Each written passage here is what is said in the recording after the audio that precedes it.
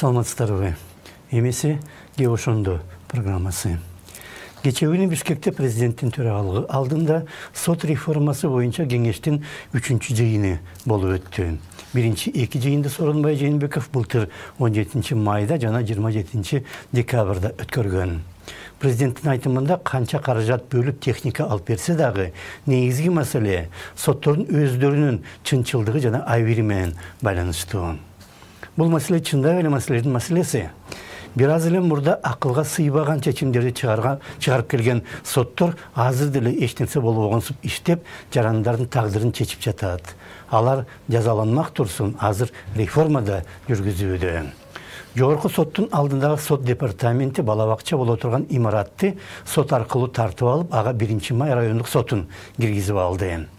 Ошол 1 май сотунда кеминде 2 сот бар. Алмаз Калыбаев менен Венера Жаныбек кызы. Алар 2017 жылы Ак үйдүн буйрутмасы менен буйрутмасын аткарып, Заноза сайтын соттоп салган жана эч нерсе болбогонсуп азыр иштеп жатышат. Мындай шартта кайдагы чынчылдык менен айбир болсун. Жогорку соттун төрайымы болсо, сот жыйындарын видеого жаздырууну биз биринчи баштадык. Дүйнөдө мындай жок дегенсип мактанат. Азыр биздин пландарыбызда биз келе жаткан жылдарда биз тендер жарыялаганбыз. Азыр келе жаткан жылда 20-жылда биз бардык аймактарды камсыз кыла алып атабыз ошол жагынан. Азыр ошо тендерлер жарыяланып, эми ошондой жабдуулар алынат, коюлат.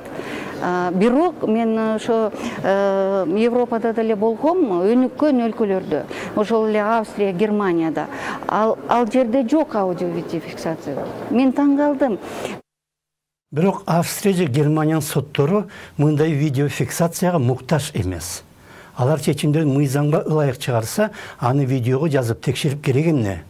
Кыргыз соттору акчага сатылып же өйдө жактан келген буйрутмаларды аткаргандыктан алар өткөргөн жыйындарды видеого жаздыруу үчүн элалык уюмдар Кыргызстанга миллиондогон жардам көрсөтүп, ошондой системаны текшерүү үчүн киргизүүгө аргасыз. Калиева бул сөздөрүн сот реформасы боюнча кеңештен мурда күнү Кыргыз сотунун 95 жылдыгына арналган салтанат учурунда айткан. Жана ушундай салтанаттуу жыйындар дагы маселенин баары чечилип бүтүп, бардык керектүү реформалар ишке ашып, коомдо акыйкаттык орноп калгандыктан эми сыйлык тапшырып, шампан ичүү гана калгансып биринин артынан бири уюштурулуп жатканда кызык. Ошол эле салтанаттуу жыйын учурунда жогорку соттун төрайымы соттор асмандан түшүп келген жок. Алар деле адам, алардын деле туугандары бар. Ошондуктан кээде ар башка чечимдер кабыл калып жатат деп сүйлөдү. Бирок мындан 11 ай мурда жогорку кеңеште жаңы кодекстериндин ишке кириши менен байланышкан маселе талкууланганда Калиева өзү асмандан түшкөнсүп сүйлөгөн. 2 жыл убакыт болду. 2 жылда сиз ушунун баарын көрүп коюшуңуз керек эле. Даярдап бүгүн айтыш керек эле. Сиз антип күлүп отурганыңызда болбойт. Мен кызматка 4 ай болду киришкениме, мыкты көзөчү белгилүү болсо сизге. Адам жетекчиликке 4 ай мурда дайыналса, 5 ай мурдагы иштери үчүн эч жооп бербеш керек бекен. Мындан 5 жыл мурда деле Калиева жогорку соттун төрайымынын орун басары болгон. Тиги же бул кызматкер башкалардан айырмаланып, ишин так билип түшүнүп, алдыга көрүп билгени үчүн жетекчи болуп дайындалат. Мага чейинки эч нерсеге жооп бербейм деген ошол 10 класстын окуучусунун логикасы. Айрымдар ошол эле логиканы парламентке да колдонот. Коом кандай болсо, жогорку кеңеш дагы ошондой деп. Бирок шайлоо учурунда депутаттарды кокустан тандабай, эң мыктыларды шайлаш керек да.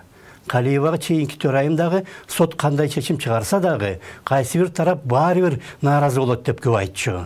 Андай болсо, сот чечимдерин чүчү кулак менен деле чыгарса болот экен да. Баары бир кайсы бир тарап нааразы болот. Ошондой принциптин айынан парламентте азыр мыктылар эмес, кокусунан келип отуруп калгандар иштеп жатат. Ошондо саламатта калыңыздар.